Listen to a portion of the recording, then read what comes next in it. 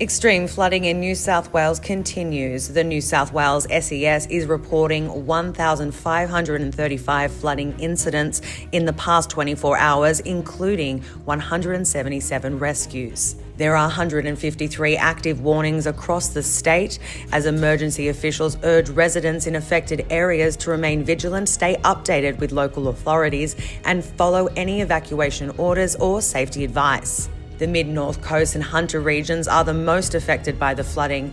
While officials expect the rain to ease later today, flooding will continue. The historic floods have killed 3 people and left 1 person missing. If you need urgent supplies or transport, call New South Wales SES on 132 500.